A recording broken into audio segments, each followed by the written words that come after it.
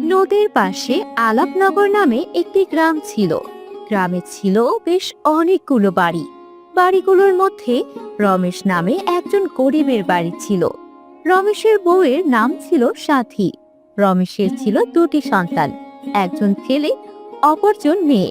ছেলের নাম ছিল ঈশান আর মেয়ের নাম ছিল ঈশা।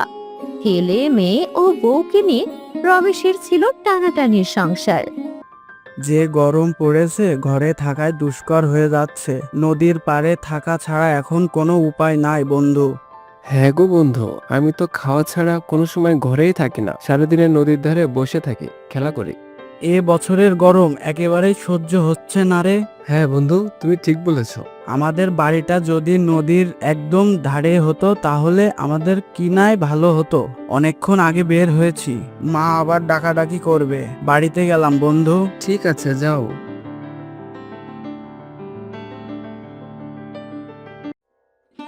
সাথী তখন বাড়িতে তার ছেলে মেয়ে ও বরের জন্য রান্না করছিল। এমন সময় এসে ঈশান তার মাকে প্রশ্ন করে। মা মা এই বছরে এত গরম কেন? বাবা, গরমের সময় তো কেবল শুরু। আমার যা মনে হয় এ বছর অনেক গরম পড়বে রে। কি বলো মা? তাহলে এই বছরে আমরা কিভাবে বাঁচবো? মা, বাবাকে বলে নদীর পাড়ে আমাদের বাড়িটা নিয়ে যাওয়া যায় না? না বাবা, এমনটা হয় না। কেন মা, হবে না? তোর সব কেনের উত্তর কেন দেব? হ্যাঁ, যা তো এখান থেকে, যা। ঈশান তখন মন খারাপ করে ওখান থেকে চলে গেল।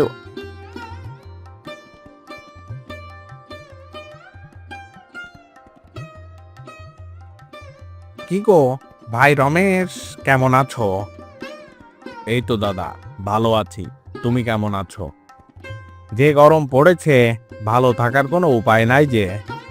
হ্যাঁ দাদা, খুব বেশি গরম পড়া শুরু করেছে।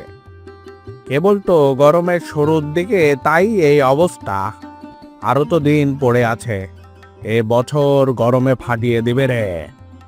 হ্যাঁ দাদা, গরম নিয়ে তো চিন্তায় পড়ে গেলাম এবার। গিন্নি, এ বছর তো খুব গরমের কথা শুনছি। হ্যাঁ গো, আমিও শুনলাম। আর গরমের যে অবস্থা, কেবল তো শুরু, এখনো তো দিন পরেই আছে। হ্যাঁ গো, এ বছর মনে হয় খুব গরম পড়বে। আমাদের অলোক দাদাও বলছিল এ বছর গরমের ব্যাপারে। কি যে হবে সৃষ্টিকর্তাই জানে। এই বছর এত গরম কেন রে?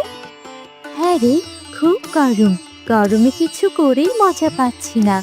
গরমের মধ্যে শুধু মজাই আছে যাদের বাড়ি নদীর পাড়ে তারা। কেন রে? নদীর পাড়ে সব সময় বাতাস থাকে, এটাই তো কারণ।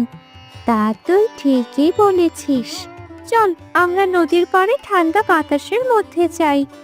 একদম ঠিক বলেছিস, চল গিয়ে দেখি।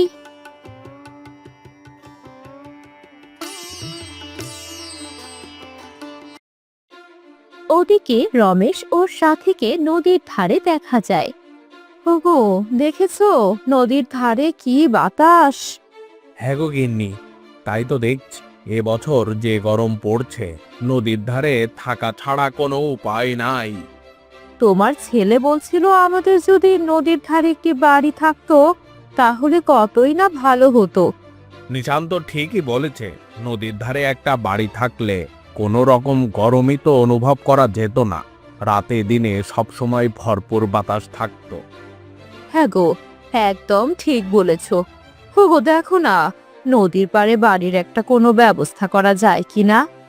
নদীর পাড়ে একটা বাড়ি বানানো তো মুখের কথা না, দেখি কি করা যায়।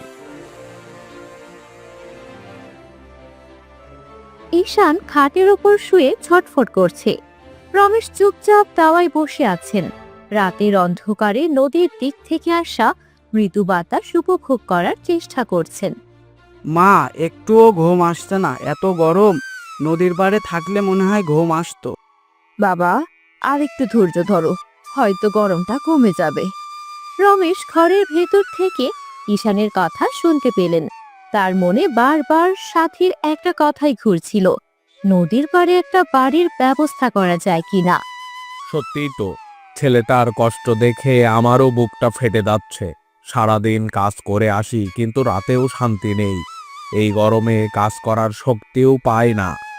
নদীর পাড়ে একটা বাড়ি, কথাটা শুনতেও ভালো লাগে, কিন্তু সত্যি হওয়া এত সহজ? এক চিলতে জমিও যদি পাওয়া যেত। তিনি উঠে ঘরের ভেতরে এলেন। ঈশান ততক্ষণে প্রায় ঘুমিয়ে পড়েছে। সাথী ক্লান্ত মুখে তার পাশে বসে আছে। গিন্নি, একটা কথা ভাবছিলাম। কি গো, এত রাতে কি ভাবছো? নদীর পাড়ে একটা ছোট্ট জমি, খুব বেশি বড় না, সেখানেই একটা কুঁড়ে ঘর যদি কোনোভাবে ব্যবস্থা করা যায়, ছেলে মেয়েদের কষ্ট দেখতে আর ভালো লাগছে না। কি বলছো গো? কিন্তু অত টাকা কোথায় পাবে? আমাদের তো কোনো সঞ্চয় নেই। জানি গিন্নি, জানি, কিন্তু এভাবে আর কতদিন? এই গরম যদি বাড়তেই থাকে, আমরা কিভাবে বাঁচবো? কাল অলোক দাদার সাথে একবার কথা বলবো। উনি গ্রামের অনেককেই চেনেন, হয়তো কোনো একটা বুদ্ধি দিতে পারবেন। ছোট একটা জমিও যদি ধারে পাওয়া যায়, ধীরে ধীরে শোধ করার ব্যবস্থা করা যেতে পারে। স্বপ্ন দেখতে তো আর দোষ নেই, তাই না? হ্যাঁ গো, একদম ঠিক বলেছো। আমিও এটাই চাই, অন্তত ছেলেমেয়েরা একটু শান্তি পাক। তুমি চেষ্টা করো, আর আমিও সৃষ্টিকর্তার কাছে প্রার্থনা করব। রমেশ সাথীর দিকে তাকিয়ে একটু হাসলেন। অনিশ্চিত ভবিষ্যতের দিকে তাকিয়েও এই ছোট্ট স্বপ্নটুকু যেন তাদের নতুন করে বাঁচার প্রেরণা জোগাচ্ছিল। রমেশ সকালে অলোকের বাড়ির উঠোনে দাঁড়িয়ে অলোককে ডাকছে। অলোক তখন উঠোনে বসে দাঁতন করছিল। অলোক দাদা, বাড়িতে আছেন নাকি? আরে রমেশ, এই সকালে? আয় আয়, ভেতরে আয়, কিছু দরকার নাকি? হ্যাঁ দাদা, একটু দরকার ছিল, খুব বিপদে পড়েছি। বল, কি হয়েছে? কোনো সমস্যা? দাদা, এই যে গরম পড়েছে, তা তো তুমি জানোই। ঘরে থাকা যাচ্ছে না, ছেলে মেয়েগুলো সারাদিন ছটফট করছে। আমার স্ত্রীও বলছিল, আমাদের যদি নদীর পাড়ে একটা ছোট্ট বাড়ি থাকতো, তাহলে কতই না ভালো হতো। হ্যাঁ, কথাটা ঠিক। নদীর পাড়ে সত্যি অনেক বাতাস থাকে, কিন্তু বাড়ি বানানোর কথা বলছিস, তোদের তো নুন আনতে পান্তা ফোড়াই সেই অবস্থা। জানি দাদা, জানি, কিন্তু এই অসহ্য গরম আর সহ্য করতে যে পারছি না। আমাদের তো আর এত টাকা নেই যে জমি কিনবো।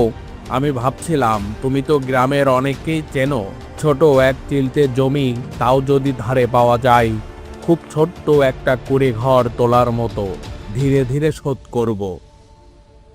নদীর পাড়ে তো অনেক জমি আছে, কিন্তু সব তো লোকের ব্যক্তিগত। তবে আমি একটা খোঁজ দিতে পারি। নদীর ওপারে যেদিকে একটু জঙ্গলের মতো আছে, সেদিকে হয়তো পতির জমি থাকতে পারে, কিন্তু সেগুলো সরকারের, সেগুলোর ব্যবস্থা করা খুব কঠিন হয়ে যাবে।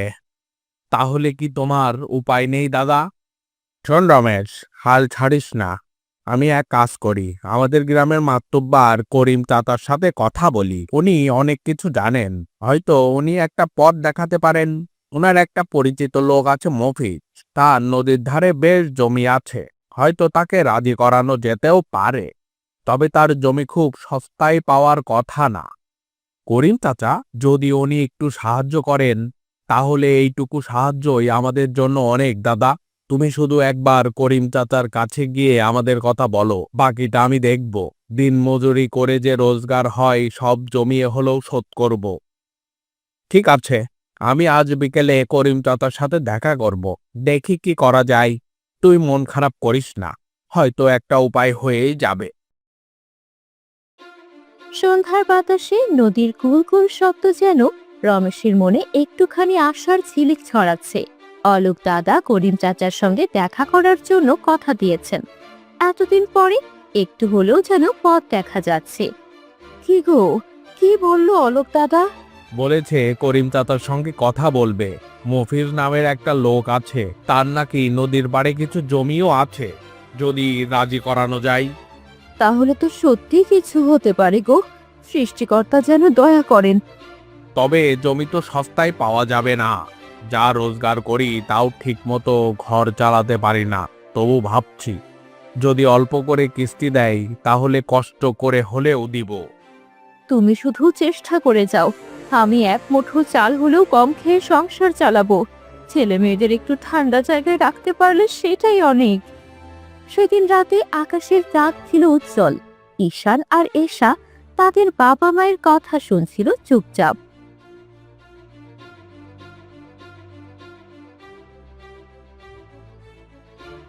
মা, আমরা কি তাহলে সত্যিই নদীর পাড়ে যাব? যদি দোয়া করিস তাহলে যাবি রে বাবা। আমি প্রতিদিন দোয়া করব নদীর পাড়ে একটা ছোট্ট বাড়ি থাকলেই চলবে, খুব সুন্দর করে সাজাবো।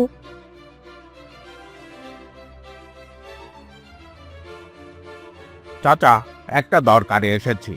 আরে বল তো লোক, তোমার দরকার মানে তো গ্রামেরই উপকার।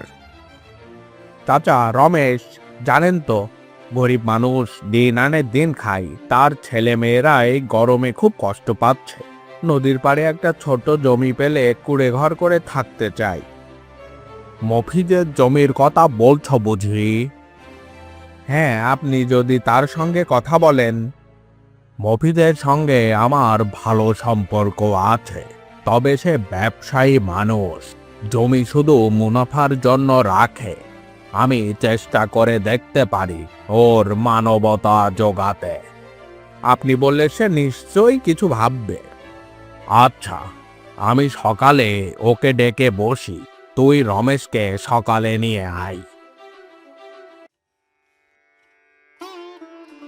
মফিজ, এই রমেশ আমাদের গ্রামের ছেলে, খুব ভালো মানুষ। নদীর পাড়ে তোর যে ছোট জমিটি পড়ে আছে, সেটাকে কিছুদিনের জন্য ওকে দিতিস, টাকাটা ধীরে ধীরে দিবে কিন্তু। আমি তো জমি বিক্রি করতাম চাচা, কিন্তু আপনি বলছেন বলে ভাবছি। জমিটি খুব ছোট, কিছুই করা যায় না সেখানে। আমি শুধু একটা কুড়ে ঘর বানাবো মফিজ ভাই, ছেলে মেয়েদের যেন একটু ঘুমাতে পারে এই গরমে, সেইটুকুই চাই।